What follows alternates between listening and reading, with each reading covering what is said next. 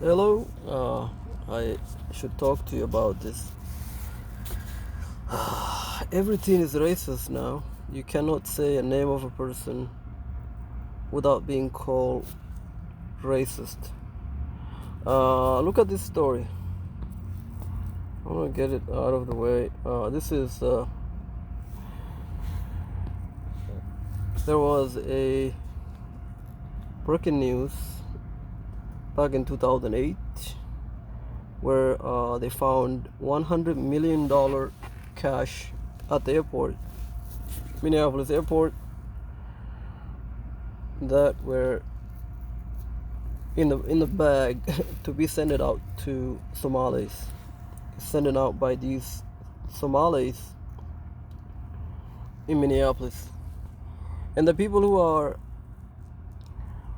sending out these cash, the people who carrying the cash, getting welfare. You know, if you have $100 million bag of cash with you to the airport to go home, to take it to your country, and you're taking welfare, collecting welfare here in Minneapolis. Think about that. How does this person make that money and is still able to qualify for a welfare? Think about that. You see, the story says mysterious suitcases filled with cash have become a common carry-on. So when they fly, let's say they go home, those carry-on bags that you normally is under 15, you know, it's carry-on, it's free, it's supposed to put some stuff in it and just fly with you, take it with you. Those stuff, they fill it with money, bundle of money, and this happened to be $100 million at the airport. And so the story is March 15, Fox News tip about men who live in the country. He said he took the carry-on bag through security that was packed with $1 million cash. This is different. I'm gonna post a link on this story after this. And these people making money from on here, the investigation, Fox 9 News. I want to make it short, you know. So to get to the point of this, the money is coming from Hawlad. Hawlad is a Somali language. Hawlad is like a check cashing place check cashing place created by the Somali guys in Minneapolis. They just open that up, right? Like a check cashing place. It's not an official business, and it's not an official banking systems. And they use this place for Somalis. They go there. There's 15 to 20,000 Somalis that live in Minneapolis, right? So what they do is, holy shit, I'm trying to get this phone. People go there every day. There's about 200-300 people go there. They send money to their home country, which is, it's nothing criminal. They go there, they send their money, and they send these Hawlad people a couple $1 or whatever, you know, $5, depending on how much money they make. But there's normally a minimum of how much money they have to give these people to send the money. That's all nice and legal. But what is not legal is that they send in this money. You see how the report says a former Seattle police detective discovers some of the money were being funneled to Hawlad in region of Somalia that is controlled by Al-Shabaab. So they send in the money to terrorist organization. And also the other story in Somalis, how they using the systems they're making a mockery of the people that run the state in Minneapolis. These people who run in the state have no idea how Somali people were thinking, how their minds of Somali people work, the criminality of what they're capable of. They have no idea. They have no idea. They have no idea. And how there were all kind of frauds, all kind of criminal businesses going on in this city. For example, they will go around door to door, Somalis. They will go door to door. Remember, there's over 100,000 Somalis here in Minneapolis, and they live in a cluster places. That means that they live in an area where there are only Somalis that live in that apartment, or in that entire blocks of miles of for example, if you go go down to the West St. Paul, West 7th Street, before you enter the highway to go to the airport, there are a cluster of apartments. Close to 10,000 people, Somalis, live there. And then you come to Cedar Riverside, another probably 15,000 people live there. There are a cluster of apartments where Somalis live there. Only Somalis. Maybe few other people from Sudan, from Ethiopia. But most of these, if you go to, for example, Burnsville, there are area of Burnsville with huge amount of apartments that are rented to Somalis. Once 2 or 5 of them come in, they will call their friends to come in too. And you will see them lining up, applying, and they have a pile of application that's a mile long. So anytime they needed an apartment to become available, guess the first person who's gonna get is Somalis. And the businesses, the people that own the businesses, are more profitable for them to rent it to Somalis, mainly because these people the rent is being paid by the government through welfare systems. They don't have to worry about people not paying the rent for this apartment to be empty, worry about looking for another renters. They have, once they get in, and normally they have 5-6 kids, and they're automatically qualified for welfare.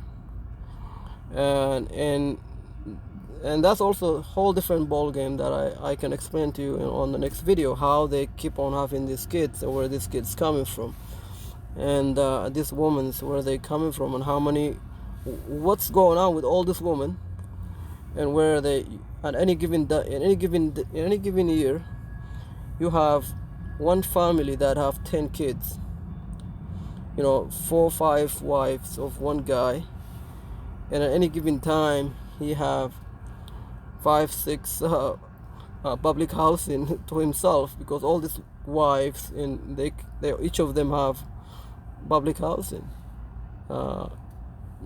because of these kids. And it doesn't have to be public house. It doesn't have to be public housing. It could just be any Section 8.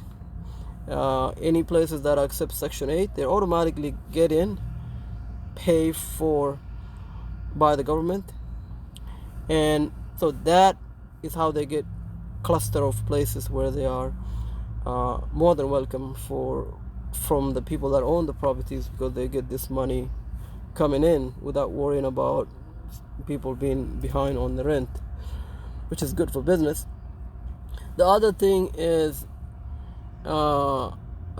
child care, or when I was saying earlier about them knocking on the door.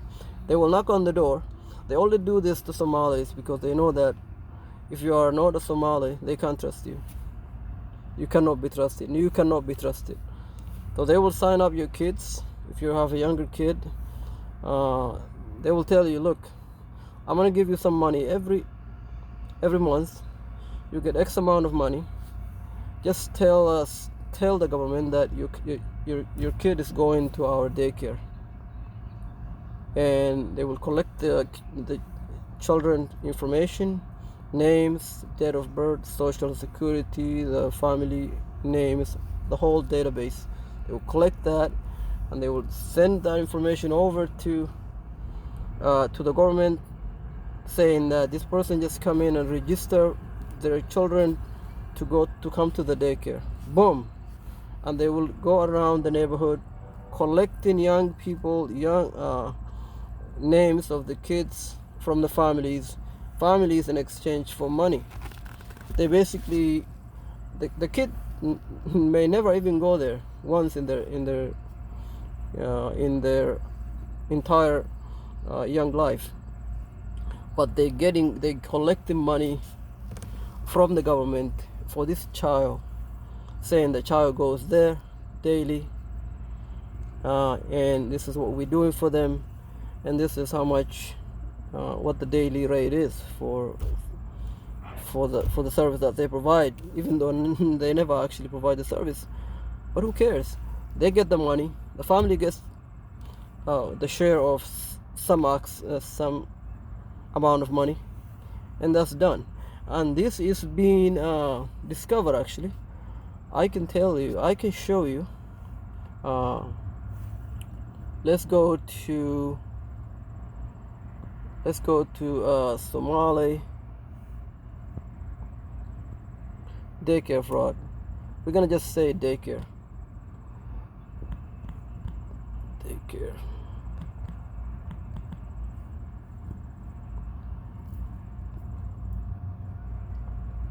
It says there are actually people who were sent to prison, they were charged and convicted of this.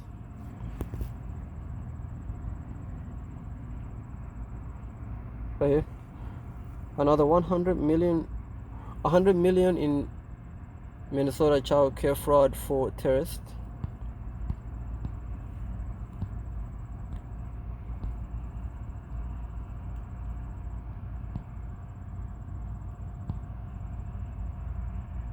So arrest, we're just gonna go with the big ones, the one that somebody's actually got convicted of the charge. I don't know why I have day. I'm gonna say child care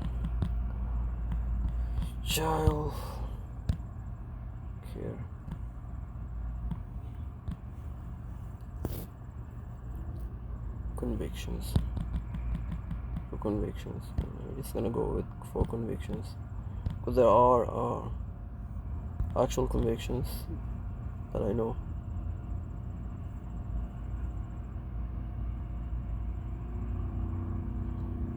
I think there was just this woman right here. This woman were convicted, sent to prison for daycare fraud.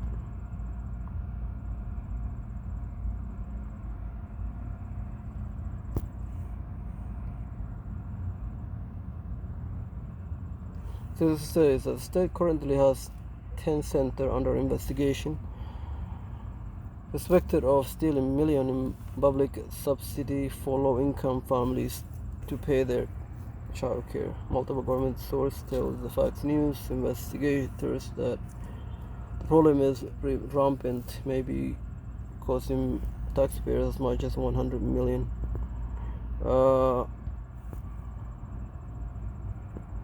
Welfare fraud. What I will tell you is this. These people come in. So there is a welfare fraud going on, huge. There is also a employment center frauds that's going on that I know, and then housing, of course. and then there is a DMV where people go get a license. This is one of the major fraud that have everybody knows in the Somali community that there are. If you can't drive, if you can't speak English well, if you cannot read this enough to pass the actual driving reading test, or even the skill test, there are Somali workers in the DMV office that you can give them money. Let's say you learn how to drive a little bit. You take your friend takes you in the car, you drive around a little bit, you know to stay in between the two lanes, whatever. Minimum amount of driving. You don't actually know how to read, even though the test is available in Somali language. In Minnesota, they giving the test in Somali language. Let's say you cannot read Somalis, you're not that good in English because you're too busy running around. You don't take your times and appreciate actually learning to understand what the hell is going on in this country, and how to carry yourself and how to advance your life while you're living here. Most people, a lot of the immigrants seem to take it for granted that learning English is actually one way to succeed in this country. And anyway, so this is one way that I know for a fact, that I can show it to you by doing it myself, pretending that I don't have a license, and use somebody named that who doesn't have a license. Go to the DMV, pay this motherfucker, the guy that works at the DMV, give him whatever money. Sometimes they want $500, sometimes $1,500. So you give them the money, they will get in the car with you. You make appointment to go to take the test. You show up with the car. They already know you coming, and at some cases they will meet you somewhere, in the Walmart parking lot or whatever. They will collect their money. They will give you thumbs up. Yeah, you got your license. No worry, nothing to worry about. And then the day of your appointment, you go there. They come in to do the test, and then you just drive around, pretend that you're doing the test, park somewhere. They will mark the paperwork to say that everything was good, and then you got your license. That's why you see a lot of Somalis in Minneapolis that can't drive. You're coming down the road driving and somebody is driving, stopping in the middle of the road and not turning left or right, going 5 miles an hour in the 30 speed limit, or not driving properly, just cannot drive properly because they don't know how to drive. They have never actually went through the proper training, and appreciate the fact that you cannot buy skills. You cannot buy skills. You have to take your time and learn something. You can't buy it your way through it. And if you do, you see the hell of how the driving is in Minneapolis. You go down there, you see somebody cut you off, no signaling, nothing. You can't even drive in peace without somebody trying to run into you. You have to be constantly looking to make sure that even though if you're just driving on your own lanes, you have to watch out for somebody, because two-way lanes, somebody driving next to you, they will run into you. And this is evidence of, you need to go down to see the Riverside. Most of the vehicles have so much scratch on it because those Somali drivers, which I know many of them, they bought their licenses, and when they're trying to get out of the parking lot, they will run into vehicles. And in any given day, They will run into 2-3 cars, not in a high rated speed, but in slow speed, going like 2-3. When they get out of the parking space, boom, boom, get out. Or when somebody is going down the road, you may have somebody next to you, pump into them a little bit, going 20 miles an hour or whatever. It's nothing major. But if you care about or value your property, you don't want anybody touching or scratching your car. And that is why when you're going down this Cedar Riverside area where a huge population of Somalis, it's like they're making a mockery of the actual rules and the laws that existed to protect everybody. Stop signs, red lights, speed limits. When you're driving, you have to be. They don't stay in their lanes. Let's say it's okay. You can drive slow if you wanted to, but you cannot occupy. They occupy the 2 lanes. Let's say there's 2 lanes, right? They will sit on the 2 lanes. You cannot go around them. And they decide how fast you're gonna go. It doesn't matter if it's 25 miles an hour. They're gonna be sitting there in 10 miles an hour, and you cannot go around them. You're stuck behind these people, and you try to pass them. They intentionally sometimes will not allow you to pass. Will not allow you to pass them, and this is evidence. Any given day, I can go driving down there, and anybody and everybody, I'm sure in Minneapolis, have experienced this terrible circumstance within the proximity of Minneapolis, and they know they do this because there's no consequence for doing that. There's no consequence for accident other than having a high insurance premium, which apparently they don't care. A lot of times they have driver licenses in somebody else's name. And also there are other ways in Minneapolis where you can get your driver license in a name that doesn't belong to you, where you can rack up so much tickets. As long as the ticket is being paid, you could still continue to use that license. And this is one of the things that's happening. And so I think I lost train of thought. There are so much problem going on in Minneapolis with the Somali immigrant. They basically robbing the cities, the people in this town, blind through every social services that's available to the public in Minneapolis. Were overwhelmingly taken over by Somalis. Other people use it too, to the small extent, but people should be shocked that how a small amount of groups that are working like everybody else, were able to use all the resources that the city have to offer.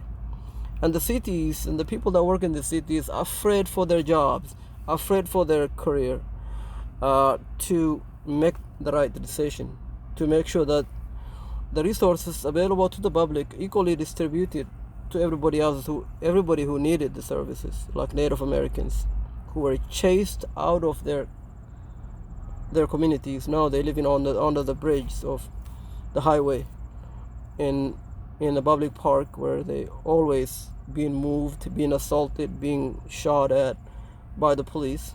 Nobody cares. And yet the immigrants are being provided and allowed to abuse the services that are available, and it's amazing to me. And this is intentionally being allowed, I think, because nobody is so stupid that they're not aware of these issues, where public housing fraud, daycare fraud, and some of the businesses also engage in fraud, where the food that they sell were actually are, whoa, I hope this is not moving. For example, if you go to any Somali restaurant, right? Go to Somali restaurant and order shah, order tea or coffee. Let's see how this thing is being made, especially at the time of coronavirus. The contamination, the tea, for example. I'm gonna show you. I'm gonna try to find an example of something I can use. One second.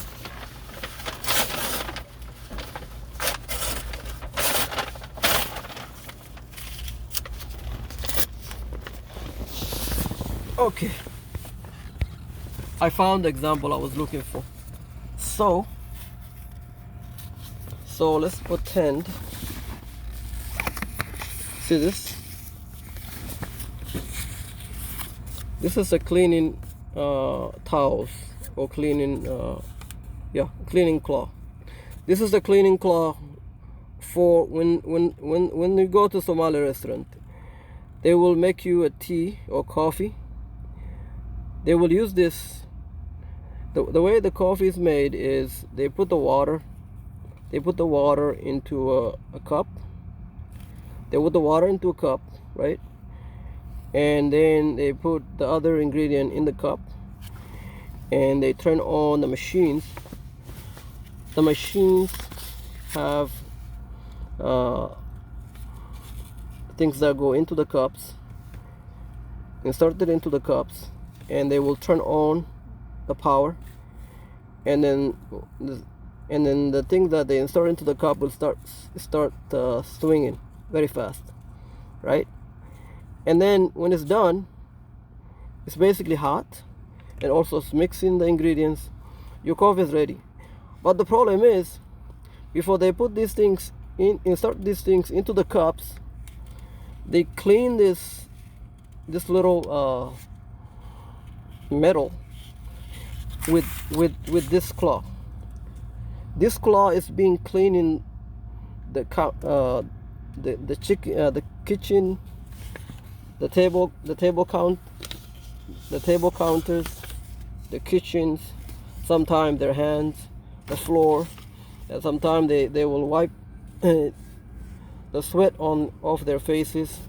It's basically being collecting germs and garbages all day, and they're using the same thing for every cups. So before they insert this in, they will rub this claw around the metal, and they will clean it. And then when they're done cleaning, they will put it on the counter. They will put it on the counter. They will put it on the counter, right? They will put it on the counter, and the next person come in and order their food, their tea or their shah. They pick up the same garbage that they cleaned that with, and they will clean the same thing. They will use the same claw. What I'm saying is to clean everybody's the little stick that they put into the coffee cups, and this is huge contamination of, and also it's transporting dirt that you're not supposed to be drinking. You better off going to the gas station. That's not a major issue. It's just an illness, the sickness, that if you want to be healthy, you don't want to collect garbage into your body. I think that there are a huge problem, not to mention also the terrorist activities.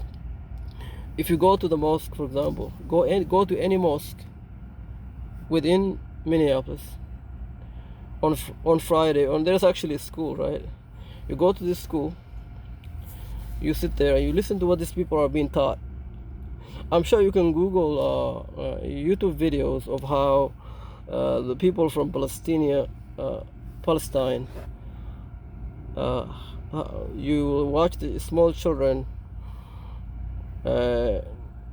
basically learning and reciting how they are going to harm other people who are not of Muslim faith. How their loyal, the life goal, their entire life goal is consist of hating the people who doesn't follow Muslim religion. That they swear that this is their life missions, that they will uproot, they will disrespect, they will rob, they will kill the societies who are against God, who are against Muslim God specifically.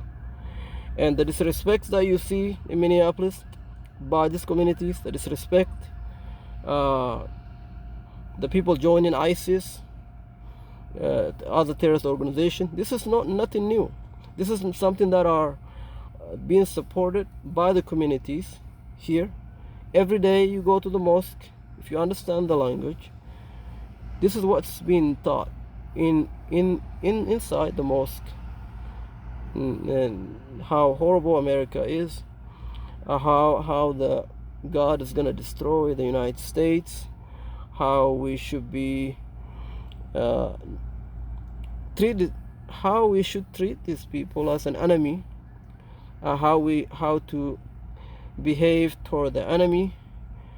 And all this fraud that we're talking about, the welfare fraud, housing fraud, this is not a fraud in the concept of how the Somali people think in their mind.